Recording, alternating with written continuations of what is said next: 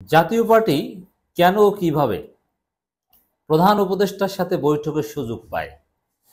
যে জাতীয় পার্টি ছিল আওয়ামী লীগের গত 15 বছরের দুঃশাসনের প্রকাশ্য পাঠ, আওয়ামী লীগের দুঃশাসনের বৈধতা দানকারী, আওয়ামী লীগের দুঃশাসনের ফ্যাসিবাদের সহযোগী, বরং জাতীয় পার্টি যদি সহযোগিতা না করত, গৃহপালিত হয়ে না থাকতো, বিখাসাতান 2014 সালে যদি নির্বাচনে না যেত, তাহলে আওয়ামী লীগের ফ্যাসিবাদ হয়তো প্রলং হতো না। এর মানে যে জাতীয় পার্টি আওয়ামী লীগের ফ্যাসিবাদের পার্ট অ্যান্ড পার্সেল, সেই জাতীয় পার্টিকে হাসিনা পরবর্তী বিপ্লবীদের সরকারের শপথ অনুষ্ঠান থেকে শুরু করে সব জায়গায় দাওয়াত দেওয়া হয় এবং প্রধান উপদেষ্টার সাথে বৈঠক করার সুযোগ পায় এবং এই সুযোগে তারা নানান প্রস্তাবনাও নিয়ে আসে। এই বিষয়টা আপনারা কিভাবে দেখেন দর্শক? জাতীয় পার্টিকে এভাবে রাষ্ট্রীয়ভাবে এত গুরুত্ব দেয়া, আওয়ামী লীগের 14 দলের চাইতে জাতীয় পার্টি কোনো অংশে কম রোল প্লে করেনি। স্পষ্ট তারা সর্বশেষ দামি নির্বাচনে ভাগ বাটোয়ারা করে এমপি হয়েছে, আওয়ামী লীগের সাথে আসন ভাগাভাগি করেছে। এর মানে আওয়ামী লীগের মিত্রদের চাইতেও বেশি কিছু। এবং আমাদের যে এই স্বাধীনতা 5 আগস্টের, সেটা তো আমরা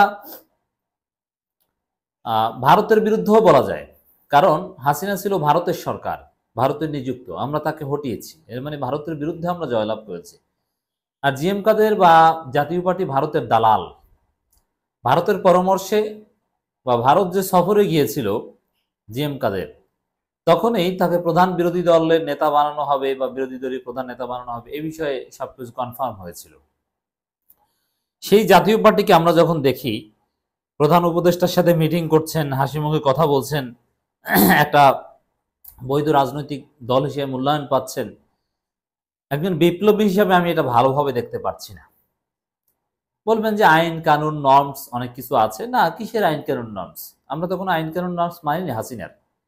আমরা তো বিপ্লবী, আমরা তো নতুন ভাবে সংবিধান প্রণয়ন করতে যাচ্ছি, আইন কানুন প্রণয়ন করতে যাচ্ছি। এখন মোটামুটি বিপ্লবীদের কথায় বা যতটুকু যা আছে মানা যায় সেভাবে চলছে। আওয়ামী লীগ এবং 14 দল, তাদেরকে যদি বাদ দিয়ে চলা যায়, জাতীয় পার্টিকে বাদ দিয়ে কেন চলা যাবে না? জাতীয় পার্টি কি, তাদের আলাদা কোনো অবস্থান আছে? তাদের কোনো ভোট আছে, না সাংগঠনিক অবস্থান আছে? এমনকি আইন শৃঙ্খলা পরিস্থিতি নিয়ন্ত্রণ করতে জাতীয় পার্টিকে লাগবে, বিষয়টা এরকম না। তাহলে তো আওয়ামী লীগকে লাগার কথা। জানি আইন শৃঙ্খলা পরিস্থিতি স্বাভাবিক করতে সব রাজনৈতিক দলের সহযোগিতা দরকার, তাহলে তো আওয়ামী লীগের সহযোগিতা সবার উপরে দরকার। আমি এটা ভালোভাবে দেখতে পাচ্ছি না। জাতীয় পার্টি কি প্রস্তাব দিয়েছে দেখেন, এক ব্যক্তি দুবারের বেশি প্রধানমন্ত্রী নয়, প্রস্তাব জাপার। না, এই বিষয়টা ঠিক যে এক ব্যক্তি দুবারের বেশি, বরং একবারের বেশি প্রধানমন্ত্রী হতে পারবেন, এটা করলে আরো ভালো হয়। এরকম অনেক কিছু সংস্কার হবে, আমরা একটা নতুন বাংলাদেশ দেখতে পাবো। প্রধানমন্ত্রী পদে জাতীয় পার্টির এই প্রস্তাবগুলোর সাথে আমি একমত। এগুলো বরং অন্যান্য বড় বড় রাজনৈতিক দলগুলোর পক্ষ থেকে আসা উচিত। প্রধানমন্ত্রী পদে এক ব্যক্তির 2 মেয়াদের বেশি না থাকার প্রস্তাব দিয়েছে জাতীয় পার্টি। একই সঙ্গে প্রধানমন্ত্রী, রাষ্ট্রপতি, জাতীয় সংসদ এবং নির্বাহী বিভাগের মধ্যে ক্ষমতার ভারসাম্য আনার প্রস্তাবও দিয়েছে দলটি।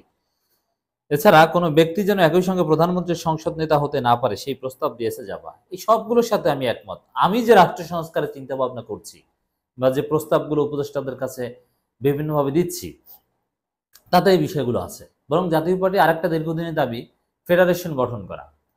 এর মানে বাংলাদেশ 7টা 8টা বা 9টা 10টা প্রদেশে বিভক্ত হবে, প্রাদেশিক পার্লামেন্ট থাকবে, প্রাদেশিক সরকার থাকবে। তাহলে গণতন্ত্র আরো মজবুত হয়। পৃথিবীর সব সমৃদ্ধ গণতান্ত্রিক দেশে প্রাদেশিক সরকার আছে, বাংলাদেশে এটা করা যেতে পারে। জাতীয় পার্টি কিন্তু এই বিষয়টা নিয়ে কাজ করছে বা করেছে।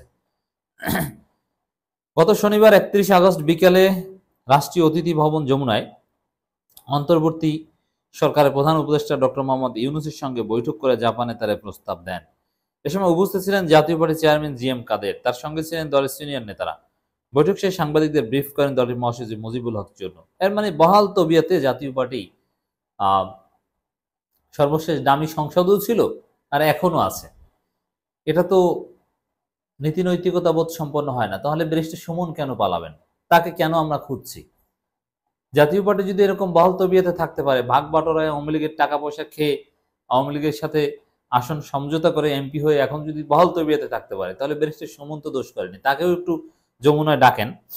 তিনি বলেন, ছাত্র আন্দোলনে যারা শহীদ ও আহত হয়েছেন তাদের বীর সেনা উপাধি দিয়েছেন প্রধান উপদেষ্টা। এই সময় জিএম কাদের প্রধান উপদেষ্টা প্রস্তাব দিয়েছেন, প্রধানমন্ত্রী পদে এক ব্যক্তি দুবারের বেশি সময় যেন না থাকেন। এছাড়া কোনো রাজনৈতিক দলের পক্ষে ব্যাপক হারে সংস্কার করা সম্ভব নয়। আপনি যেহেতু সুযোগটুকু পেয়েছেন, তাই ব্যাপক সংস্কার করতে পারবেন। আর এই সংস্কার করতে গিয়ে যতটুকু সময় প্রয়োজন সেই সময় জাতীয় পার্টির পক্ষ থেকে দেয়া হবে। জাতীয় পার্টির সময় দেওয়া না দেওয়া এতে তো কিছু আসে যায় না। আর জাতীয় পার্টি সময় দিবে এই কথাটা শুনতে হবে আমাদের, এটাই আমাদের জন্য দুঃখজনক। সবাইকেই জাতীয় পার্টি সবার সাথে থাকে। আর জাতীয় পার্টির প্রতিষ্ঠাতাই ছিলেন একজন স্বৈরাচার এরশাদের দল।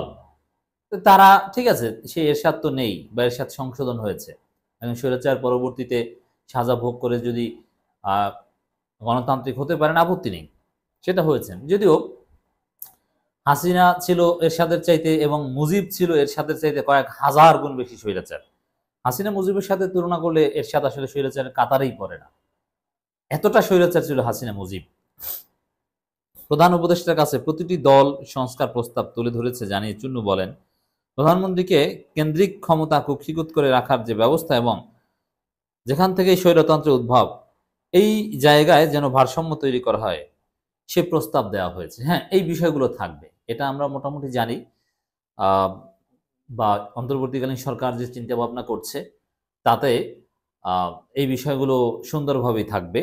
এর মানে ব্রিটেন বা যুক্তরাষ্ট্র এমনকি ভারত, এই 3 দেশের মডেল কিছুটা সংস্কার করে বাংলাদেশের প্রেক্ষাপটে সাজানো হবে, এরকম চিন্তাই চলছে। জাতীয় পার্টির মহাসচিব মুজিবুল হক চুন্নু বলেন, দেশের প্রশাসন, বিচার বিভাগ এবং সাংবিধানিক প্রতিষ্ঠানগুলোতে নির্বাচিত সরকার হলে সেই কাজগুলো করতে চায় না। আমাদের চেয়ারম্যান বলছেন, তারা অন্তর্বর্তী সরকার জনগণ আকণ্ঠ সমর্থন আছে, দেশের মানুষ আশা করে আপনার কাজগুলো করবেন। রাষ্ট্রপতি, প্রধানমন্ত্রী ক্ষমতার মধ্যে ভারসাম্য আনতে হবে। রাইট। সংবিধান অনুযায়ী যতগুলো নির্বাচন হয়েছে সেসব নির্বাচনে জাতীয় পার্টি অংশ নিয়েছে জানিয়ে তিনি বলেন, ভালো নির্বাচন হলে নির্বাচিত সরকার যে ভালো কাজগুলো করবেন সেটা অনেক সময় করে না। সংবিধান অনুযায়ী নির্বাচন হয়েছে, তাতে অংশগ্রহণ করেছে, এর মানে কি বুঝিয়েছেন? 14 সালের নির্বাচন, 18 সালের নির্বাচন সংবিধান অনুযায়ী হয়েছে, অথচ 14 এবং 18 সালের নির্বাচনে জড়িতদের বিরুদ্ধে আমরা মামলা করব এবং তাদের বিচার হবে, তাদেরকে ধরা হবে। নির্বাচন কমিশন থেকে শুরু করে সবাই 2014 সালে এবং 18 সালের নির্বাচনের অপরাধে এবং 24 সালের নির্বাচনের অপরাধে অভিযুক্ত হবে, অবশ্যই তাদের বিচার করতে হবে। আর জাতীয় পার্টি বলছে যে সংবিধান অনুযায়ী নির্বাচনে অংশগ্রহণ করেছে, এর মানে 14, 18, 24 সংবিধান অনুযায়ী হয়েছে, এটা বোঝাতে চেয়েছে। জাতীয় পার্টি এখনো সেই ধৃষ্টতামূলক কথাবার্তা বলে যাচ্ছে। প্রধান উপদেষ্টার সাথে সাক্ষাতে সবকিছু ঠিক ছিল, কিন্তু এই কথাটা আপত্তিকর যে সংবিধান অনুযায়ী সব নির্বাচনে অংশগ্রহণ করেছে। তাদের মধ্যে অনুতপ্তবোধ নেই যে 14, 18 এবং 24 নির্বাচন ওটা কোনো নির্বাচন ছিল না। We are sorry to the nation, আমরা অংশগ্রহণ করার জন্য, পার্ট হওয়ার জন্য, এরকম কথা কিন্তু বলছে না। তাহলে ক্ষমা চাচ্ছে না, তাদেরকে আমরা কেন সুযোগ দিব?